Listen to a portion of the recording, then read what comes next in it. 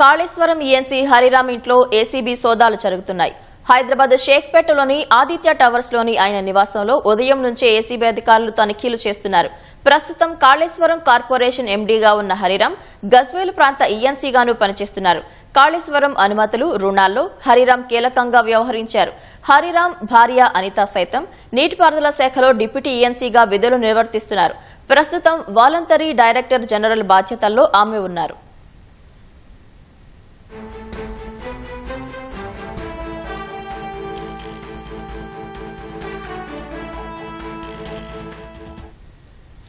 ఇదే అంశానికి సంబంధించిన మరింత సమాచారం మా ప్రతినిధి రఘువర్ధన్ ఫోన్ లైన్ ద్వారా అందిస్తారు. రఘువర్ధన్, సోదాలకు సంబంధించిన తాజా సమాచారం ఏంటి?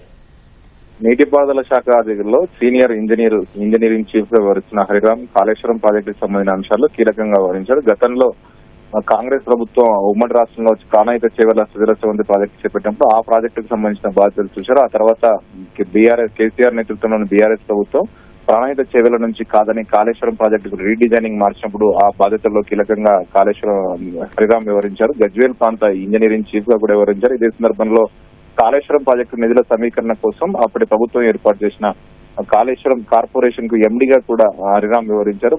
మొత్తంగా కాళేశ్వరం ప్రాజెక్టు రీడిజైన్ తో పాటు ప్రాజెక్టుకు సంబంధించిన అనుమతులు, ఆ తర్వాత ప్రాజెక్టుకు అవసరమైన నిధులకు సంబంధించిన రుణాల వ్యవహారాల్లో హరిరామ్ కీలకంగా వ్యవహరించారు.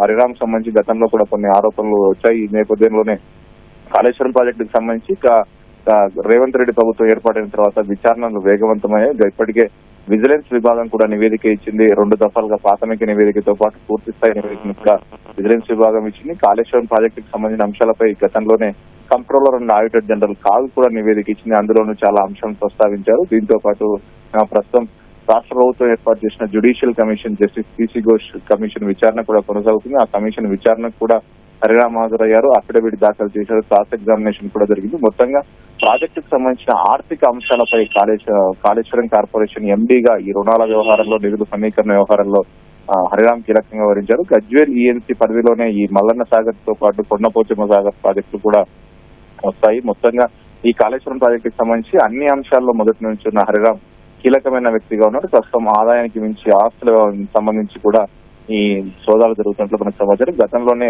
ప్రస్తుతం ముఖ్యమంత్రి రేవంత్ రెడ్డితో పాటు కొంతమంది హరిరామ్ పేరును కూడా కొన్ని సమావేశాల్లో ప్రత్యేకంగా ప్రస్తావించినట్లు మనకు సమాచారం ఉంది. ఈ నేపథ్యంలోనే హరిరామ్ పై ఉన్న ఆరోపణలు, అందుకు సంబంధించిన సమాచారం ఆధారంగానే ఏసీబీ సోదాలు చేస్తున్నట్లు సమాచారం. ధన్యవాదాలు రఘువర్ధన్.